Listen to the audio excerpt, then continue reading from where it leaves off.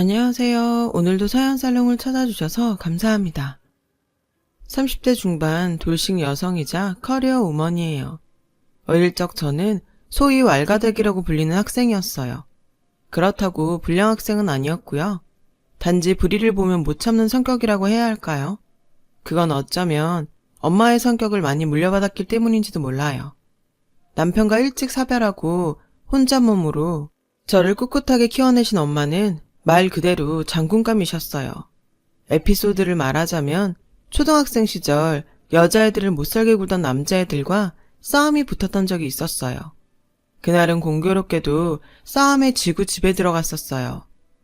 배고파서 진 거야. 밥 먹고 가서 이기고 올게. 그럴 거 있니? 밥은 이기고 와서 먹어. 걔들이 잘못한 만큼 혼내준 다음에 싸우고 나면 애들 데리고 와라. 걔들이랑 다 같이 저녁 먹자. 애들 뭐 좋아하니? 이쯤 되면 어떤 성격인지 알만하죠? 물론 이랬던 제게도 흑역사는 있었어요. 20살이 된 저는 꽤 괜찮은 대학교 경영학과에 입학했어요. 남에게 지금 못 사는 성격은 공부에도 해당되었거든요. 덕분에 꽤 좋은 성적으로 졸업할 수 있었죠. 하지만 취업 준비생이 된 저는 세상이 그렇게 만만하지 않음을 깨달았어요. 세상에는 저보다 훨씬 좋은 스펙에 학연, 지연, 혈연까지 모두 겸비한 경쟁자들이 너무 많더라고요. 하지만 전 기죽지 않았어요. 지연, 혈연이야 어쩔 수 없다 쳐도 나머지 부분은 제가 노력한 만큼 채울 수 있다고 생각했으니까요. 그리고 그 나머지 부분을 채워낸 끝에 어느 중소기업 총무팀 사원으로 입사하게 되었어요. 이름은 중소기업이었지만 대기업에 납품하는 파트너 회사로서 업계에는 전도 유망하다고 소문이 자자할 만큼 아주 좋은 직장이었으니까요. 무엇보다 창립자이신 사장님께서는 업계의 전설이라고 불릴 정도로 실력과 인품을 모두 겸비한 분이셨죠. 이런 곳이었기에 저는 순조롭게 커리어를 쌓아갈 수 있었어요. 회사는 날로 번창해 나갔고 임직원 모두 능력 있고 좋은 사람들이었어요. 그중 입사 동기 하나가 눈에 들어왔어요. 모든 직원들의 사랑을 한몸에 받으면서 분명하고 올바른 판단력으로 업무를 처리해 나가는 남자였죠. 마침 거래처 점검차 외근을 나갈 일이 있어서 그와 출장을 나갔어요. 업무를 마치고 둘이 함께 바닷바람을 맞으며 술잔을 기울였어요. 그때 그 사람이 그러더라고요. 자기는 공과 사를 구분할 줄 아는 사람인데 저랑 있으면 그게 안 된다고요. 자꾸 당신이 신경 쓰여요. 일이 손이 안 잡힐 만큼 많이요. 그의 뜬금 고백에 놀라기도 했지만 그래서 더욱 가슴 벅찼어요. 그렇게 우리는 사내 연애를 시작했어요. 얼마 되지 않아 우리가 사귄다는 소문은 사내에 쫙 퍼져버렸죠. 사내 커플 탄생 축하를 위해 마련된 회식 자리에서 저는 그에게 공개 프로포즈를 했어요. 그 자리에는 늘 그랬듯이 사장님께서도 함께 계셨고요. 평소 한없이 인자하시던 사장님께서는 그날만큼은 다소 진지한 표정이었어요.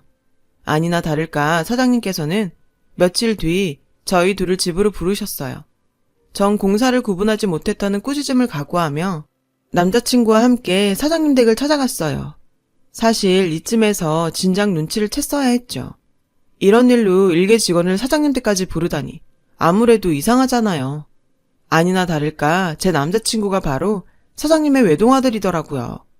사장님께서는 아들 녀석한테 밑바닥부터 일을 가르치려고 입사를 시켰지만 혹여 특혜라도 있을까봐 숨기셨다더군요. 그 마음이 이해는 갔지만 한편으로는 이율배반적이라고 생각했어요. 평소 임직원들을 믿으신다더니 결국은 직원들이 못 믿어워 그간 아들의 존재를 숨기셨던 거네요. 당돌한 제 대답에 사장님은 그저 허허 웃으셨어요. 하지만 예비 시어머니께선 제 대답이 마음에 들지 않는 눈치였어요. 어머머머머? 얘 말하는 것 좀 봐. 어른 앞에서 버르장머리 없이? 그런 소리 말아요 여보. 얼마나 좋아. 젊고 똑부러지고.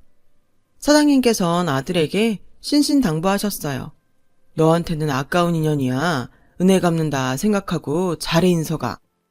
결혼식 당일 모든 직원들은 사장님의 아들이 말단 직원이었다는 사실에 놀랐어요.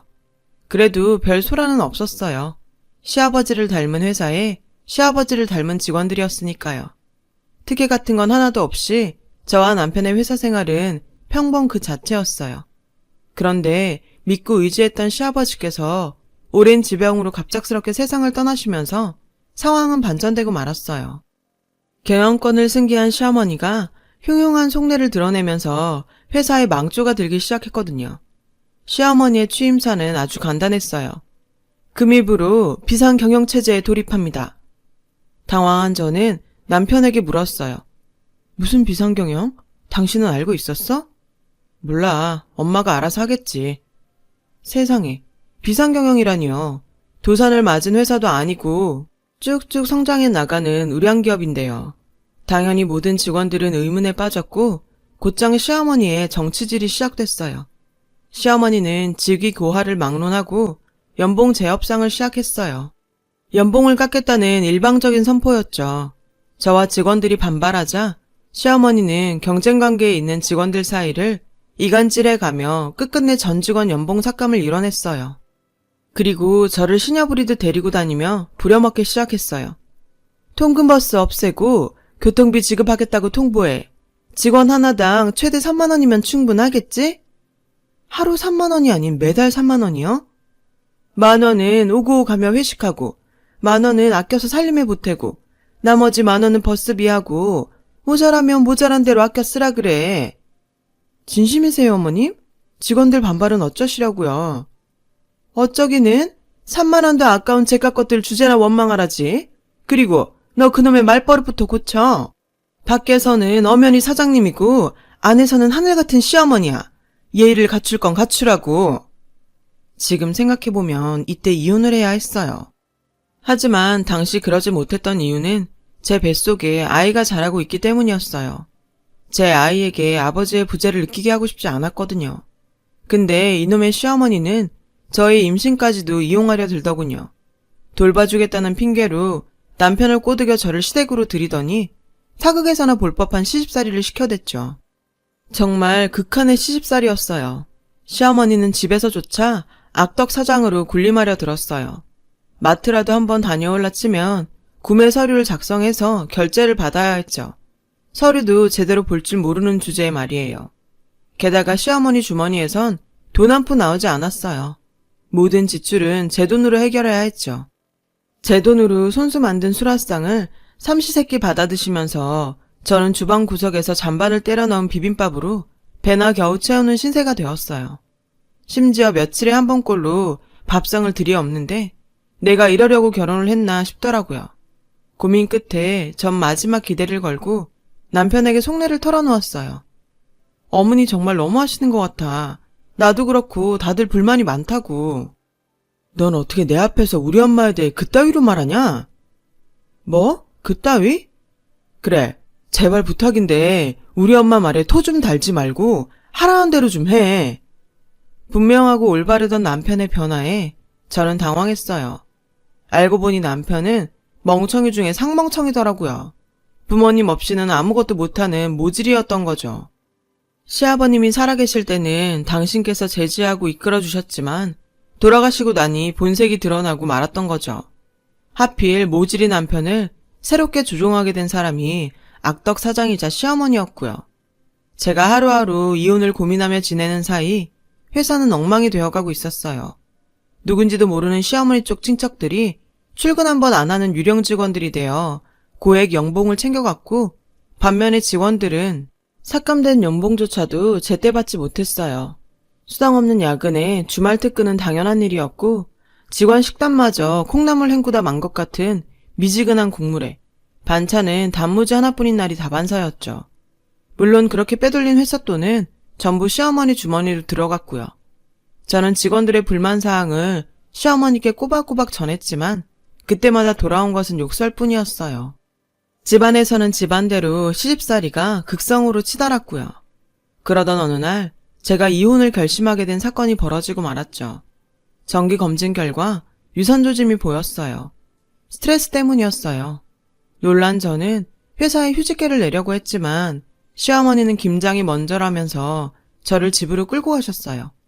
그리고는 몸살이며 김장을 담그는 저를 갈구셨죠. 뭐? 그깟 일로 일을 쉬어? 나 땐 더했다. 넌 세상 편한 줄 알아야 돼. 애 놓은 날에도 미역국 한 사발 먹고 반일 나가고 그랬어. 거짓말 좀 하지 마세요. 시집살이 없었던 거, 귀한 며느리 대접받으면서 사셨던 거 제가 뻔히 다 아니까요. 또 말댔고 어디 감히 하늘 같은 시어머니한테? 하늘 같은 분이셔서 며느리 월급까지 가져가셨나요? 그것도 몇 달째 말씀도 없이? 무슨 소리냐? 난 모르는 일이다. 그러세요? 급여 내역 털어볼까요? 어느 계좌로 들어갔는지 확인할까요? 그 순간 남편이 끼어들며 말했어요. 한 집에서 두 주머니 차는 거 아냐? 솔직히 그 순간은 못된 시어머니보다 갑자기 끼어든 남편이 더 미웠어요. 자기야, 좋은 게 좋은 거라고 엄마가 어련히 알아서 잘 불려주실까? 그 말에 순간 열이 확 오르더라고요. 너 편들지 마. 너한테는 할 말이 없어서 참고 살았는 줄 알아? 그때였어요. 제 말이 끝나기가 무섭게 시어머니가 제 머리채를 잡아 김치 양념 속에 푹 박아버렸어요. 그리고 그 순간 제 안에 잠자고 있던 분노의 화산이 터져버리고 말았죠. 어머니, 저도 더 이상은 못 참아요. 저는 양념으로 범벅이 된 얼굴을 손으로 훔치곤 그대로 달려들어 시어머니 머리채를 잡았어요. 그리고는 똑같이 김치 양념에 확 파묻어버렸죠. 시어머니는 시뻘건 양념을 뒤집어 쓴 채 발광을 하며 소리를 질러댔어요. 이런 미친! 인연 당장 내보내! 뭐요? 내보내요? 웃기시네. 이런 집구석엔 있으래도 싫습니다. 당신 미쳤어? 지금 뭐 하는 짓이야? 당장 우리 엄마한테 사과해, 당장! 남편은 시어머니 얼굴에 묻은 양념을 닦아내며 제게 소리쳤어요.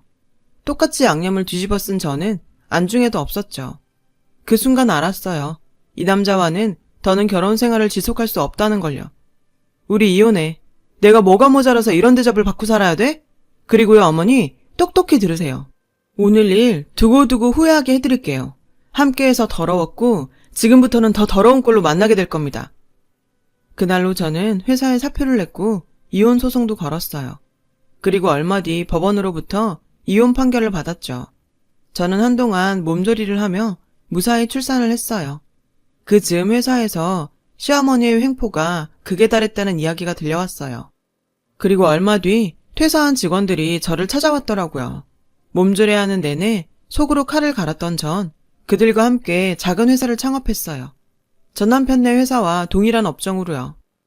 그렇게 제 인생의 흑역사에 마침표를 찍고 드디어 복수전이 시작되었죠. 물론 어려운 길임을 각오하고 시작한 도전이었어요. 처음에는 미숙한 초보 대표였던 제 탓에 회사는 종종 위기를 맞고는 했어요. 하지만 다행히도 저에게는 든든한 지원군이 있었어요. 바로 제 인생의 오점인 전 남편과 제게 전투 의지를 북돋아준 시어머니였죠. 저는 사업이 위기에 봉착할 때마다 그들을 떠올리며 치를 떨었고 덕분에 포기하고 싶다는 생각이 싹 달아나 버렸죠. 그뿐인가요? 그들의 방식에 딱 반대로 행동했어요. 대출까지 받아가며 사내 복지를 늘렸고 직원들의 회사 박살을 챙겼죠. 덕분에 직원들의 애사심은 높아졌고 그 모든 행동들이 회사의 성장으로 돌아왔어요. 여기에 저와 함께 창업한 직원분들의 원천 기술이 더해져서 시아버님 계실 적 못지않은 성장세를 보였어요. 시어머니의 악독한 단가 후려치기를 버티다 못한 전 회사의 거래처들도 저희 쪽으로 거래를 옮기기 시작했고요. 시어머니가 저희 회사를 자주 찾게 된 건 그 즈음이었어요. 이 인간들이 얼마나 무능하고 회사에 관심이 없었던지 자기네들 거래처가 우리 쪽으로 옮겨왔는지도 모르더군요.